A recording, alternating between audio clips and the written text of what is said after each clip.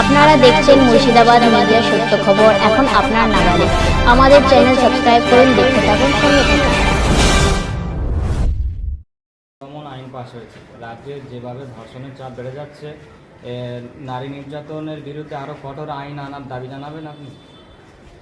দেখুন, গুন্ডা দমনের আইনটা হচ্ছে নিয়ে আসা হচ্ছে, বলতে চাইছে সরকার বিরোধী দলকে ভয় পেয়েছে। এই বিরোধী দলকে ভয় পাওয়ার জন্যে গুন্ডা দমনের আইন বলে বের করে আসতে চাইছে, কি বুঝলেন? অতএব মানুষের প্রতিবাদ চলবে, মানুষ ন্যায় কথা বলবে, প্রতিবাদ করা যাবে না।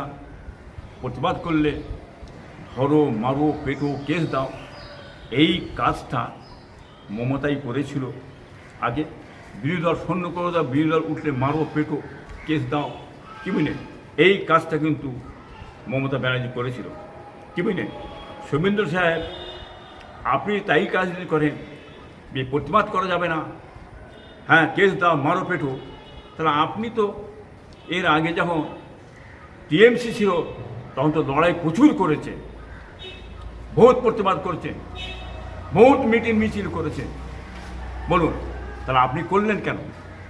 আপনি এখন ক্ষমতায় এসে বসে, হ্যাঁ আপনি গুন্ডা দমন আইন বের করো, হ্যাঁ মিছিল বন্ধ করো, হ্যাঁ প্রতিবাদ বন্ধ করো, এই বলে আপনি চিল্লাচ্ছেন।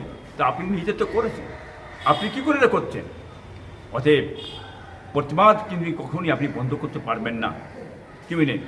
কারো প্রতিবাদ বন্ধ করার ক্ষমতা না। সংবিধান দিয়েছে, আইন দিয়েছে, প্রতিবাদ করবে, ন্যায় কথা বলবে, সত্য কথা বলবে, মানুষের অধিকার চাইবে, কি এটা সংবিধান আইন ভারতবর্ষে আমাদের দিয়েছে। অতএব মানুষ প্রতিবাদ করবে, সংবিধান আইন বলবে, এই কথাবার্তা বলে একটাই উদ্দেশ্য হচ্ছে গুন্ডা দমন আইন, মানে প্রতিবাদী মুখটা বন্ধ করার জন্য এই আইন আনতে চাইছে। এমনি রাজ্যে যেভাবে নারীরা নির্যাতিত হচ্ছে, যাতে নারীরা সুরক্ষিত থাকে, এই ধরনের একটা আইন পাস হোক বলে কি আপনি জানাবেন সরকারের কাছে? নিশ্চয়ই আমি জানাবো, কেন জানাবো? নারীরা সুরক্ষিত হোক, তাদের জন্য বিচার ব্যবস্থাটা হোক, কি বুঝলেন? এটা কোর্ট মারফত, সংবিধান মারফত তাদের বিচার ব্যবস্থা যেন কড়াভাবে করা হয়। যদি প্রশাসন, পুলিশ ঠিক থাকে, পুলিশ মন্ত্রী পাল্টে যাবে, কি বুঝলেন? পুলিশ ঠিক দল পাল্টে যাবে, কি বুঝলেন? কিন্তু পুলিশটা তো পাল্টে যাবে না, পুলিশ তো পুলিশের জায়গায় থাকবে। যে পুলিশ যদি সঠিকভাবে চালনা করে, কড়াভাবে ব্যবস্থা নেয়, তাহলে ঠিক থাকবে। আর সেই পুলিশ যদি বসেই থাকে, আর পুলিশ যদি আসামিদের ছেড়ে দেয়, তাহলে দেশের ওই অবস্থাই হবে।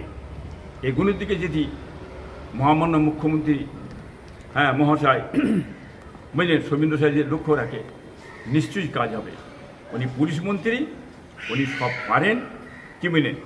আর উনি যদি লড়বড় হয়, তাহলে গোটা দেশটাই লড়বড় হবে।